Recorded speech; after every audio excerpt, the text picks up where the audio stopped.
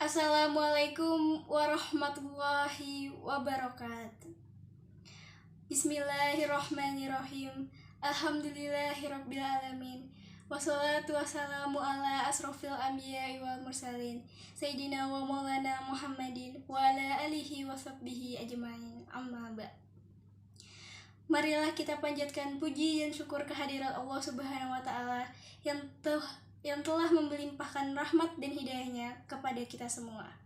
Salawat serta salam semoga selalu tercurahkan kepada Nabi Muhammad SAW, keluarga, sahabat, dan seluruh umatnya. Jamaah yang dirahmati Allah, salat merupakan salah satu ibadah wajib dalam agama Islam yang harus dilakukan oleh setiap muslim. Salat juga adalah doa, yang mana doa adalah sarana untuk mengingat Allah Subhanahu wa Ta'ala, serta untuk mendapatkan rahmat dan berkah dari Allah. Pada umumnya, salat terbagi menjadi dua, yaitu salat wajib dan salat sunnah. Salat wajib adalah salat yang harus dilakukan oleh seluruh umat muslim. Seorang muslim yang tidak melakukan salat sunnah tidak akan berdosa, tetapi jika ia melakukannya, maka ia akan mendapatkan pahala dari Allah Subhanahu wa Ta'ala. Salat sunnah terdiri dari banyak jenis dan salatnya. Salah satunya adalah salat sunnah tahajud yang akan kita bahas pada hari ini. Kita hidup di dunia ini hanyalah sementara. Semua yang kita miliki, nikmat yang kita rasakan adalah titipan dari Allah Subhanahu wa Ta'ala. Sebagai seorang muslim, sudah selayaknya kita senantiasa bersyukur atas nikmatnya dan menjalankan segala perintahnya, serta menjauhi segala larangannya. Salah satu bentuk ibadah yang sangat dianjurkan dalam Islam adalah salat tahajud. Apa itu salat tahajud? Salat tahajud adalah salat sunnah yang dilakukan pada malam hari setelah kita melaksanakan tidur. Dengan waktu pelaksanaannya yang sangat fleksibel, amalan ini sangat istimewa karena dilakukan ketika manusia pada umumnya sedang terlelap dalam mimpi. Bukan hanya oleh Nabi Muhammad SAW, tetapi Allah Subhanahu wa Ta'ala secara langsung mensyariatkannya dalam Al-Quran, tepatnya melalui surat Al-Isra ayat 79 yang berbunyi, "Wa minal laili fatahajat bihi nafilatan la asa ayyab'asaka rabbuka maqaman mahmuda."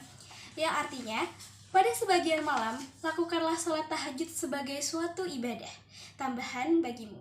Mudah-mudahan Tuhanmu mengangkatmu ke tempat yang terpuji. Bahkan, ada hadis yang menyebutkan tentang keajaiban doa setelah salat tahajud.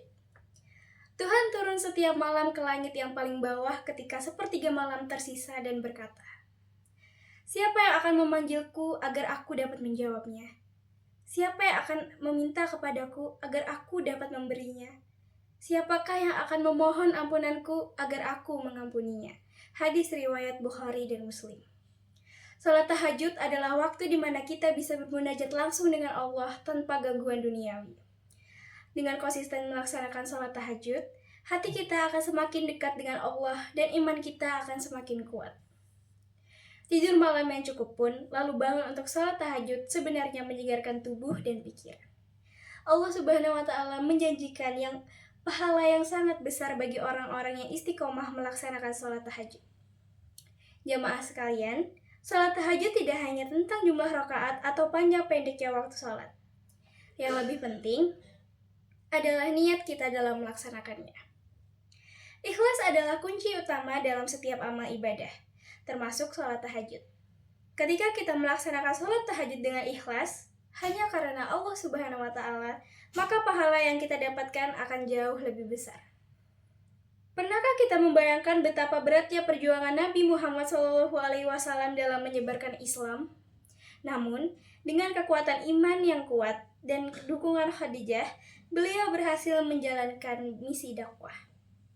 Salat tahajud menjadi salah satu ibadah yang mereka lakukan bersama untuk mencari kekuatan dan petunjuk dari Allah Subhanahu wa Ta'ala.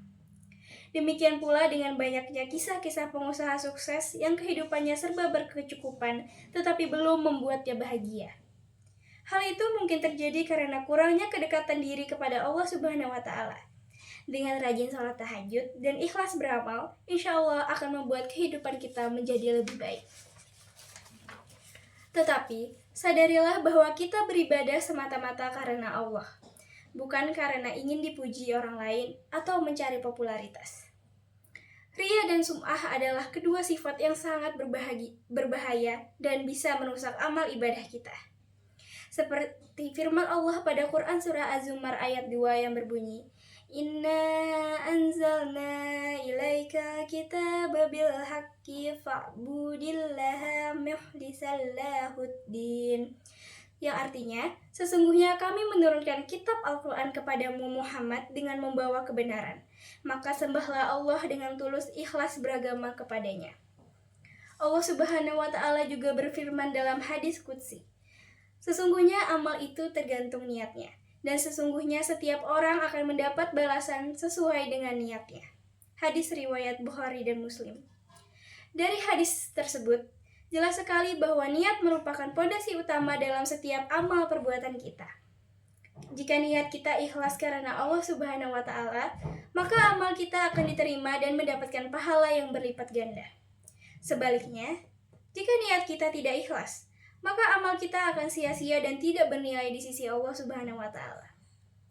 Selain melaksanakan sholat tahajud dengan khusyuk dan fokus kepada Allah Subhanahu wa Ta'ala, ada beberapa contoh lain yang dilakukan dengan ikhlas, seperti berpuasa dengan menahan hawa nafsu dan lisan dari yang batil, memberikan harta kepada orang yang membutuhkan tanpa mengharapkan imbalan, dan membantu orang yang kesulitan tanpa pamrih. Selama menjalani kehidupan di dunia fana ini, mungkin kita kerap mendengar atau mengatakan kata-kata tentang ikhlas. Seperti, aku sudah ikhlas, atau sudahlah ikhlaskan saja, atau kalimat serupa lainnya yang memiliki makna kurang lebih sama dengan itu. Namun, hal yang menjadi pertanyaan, apakah kalimat itu sudah benar-benar mencerminkan keikhlasan sebenarnya? Karena tidak bisa dipungkiri, ternyata keikhlasan menjadi amalan yang paling sulit manusia terapkan, bahkan yang memiliki sifat sabar sekalipun. Selain pada firman-firman yang tadi disebutkan, dalam kitab suci Al-Quran, keikhlasan tercermin pada surah Al-Ikhlas. Menariknya, ayat-ayat yang terkandung dalam surah ini bahkan tidak satu pun menyebutkan kata ikhlas. Analogi ini menjadi perumpamaan unik, supaya kita senantiasa menanamkan keikhlasan tanpa menampakkan bentuk keikhlasannya. Biarlah Allah Subhanahu wa Ta'ala yang menilai dan membalas sebagaimana keikhlasan itu telah kita upayakan dalam beribadah. Para jamaah yang dirahmati Allah, setiap kegiatan ibadah yang didasari dengan keikhlasan harus bersih dari hal-hal yang bisa membuatnya rusak.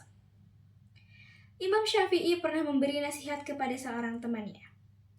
Wahai Abu Musa, jika engkau berijtihad dengan sebenar-benar kesungguhan untuk membuat seluruh manusia ridho atau suka, maka itu tidak akan terjadi.